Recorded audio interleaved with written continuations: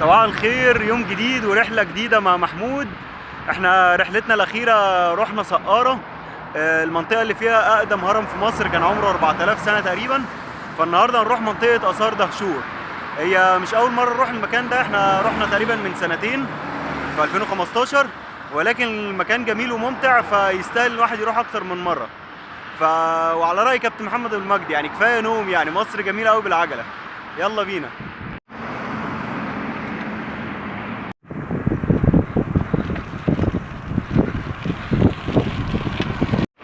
الشوارع هادية جدا، يعني احنا النهاردة الخميس فأجازة، فمعظم الشوارع هادية مفيش حد، واحنا طبعا كمان احنا الساعة 6 الصبح يعني.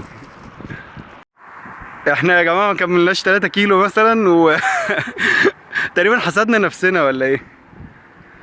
يعني ده كل دي بس يعني واحد اتنين تلاتة أربعة.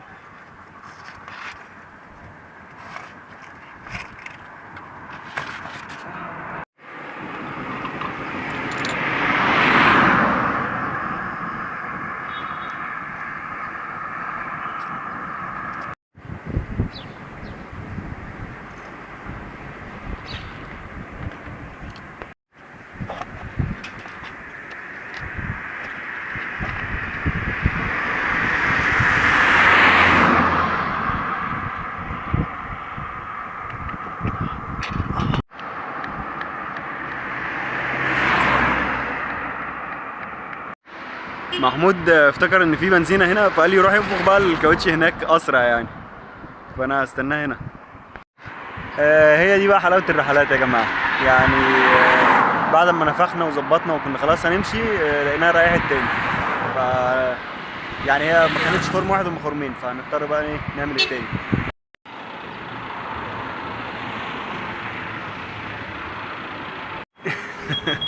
العجلة ما عندنا بصراحة، مش عايزانا نطلع النهاردة. يعني نصيحة كده صغيرة، أي حد طالع رحلة أو سفرية يشيك على العجلة اليوم اللي قبله. يجيب دخل سبير معاه.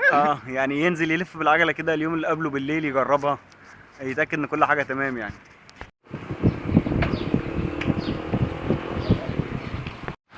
شوارع المعادي الهادية حاجة وهم بصراحة. احنا هنروح عند كوبري تورا ونعدي نمشي على الكورنيش لحد حلوان تقريبا، ونركب بقى المعدية عشان نروح البدرشين، ومن هناك تقريبا هيبقى فاضل اعتقد 15 كيلو لحد ما نوصل عند الهرم.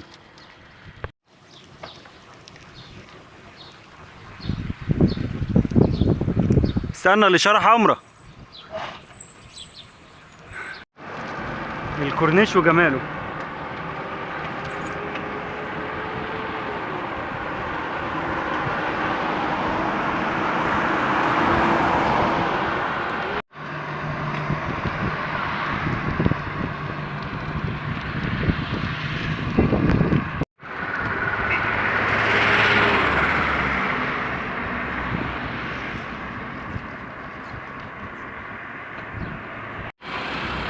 ايه الرحلة باظت، ايه الرحلة باظت.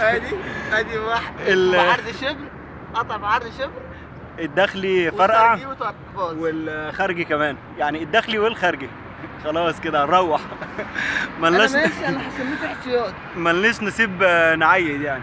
يلا مش مشكلة، تتعود ان شاء الله. وقفنا في حتة يعني ولا حتى في مثلا قهوة نشرب شاي ولا في عربية فول نفطر، يعني هنريح شوية كده مش عارف بقى هنروح ازاي. يعني هو انا عجلتي شغاله، بس العجله بتاعت محمود بقى ما اعرفش بقى نركب ميكروباص ولا هنعمل ايه. يعني قاعدين مريحين شويه. الحمد لله على السلامه يا محمود.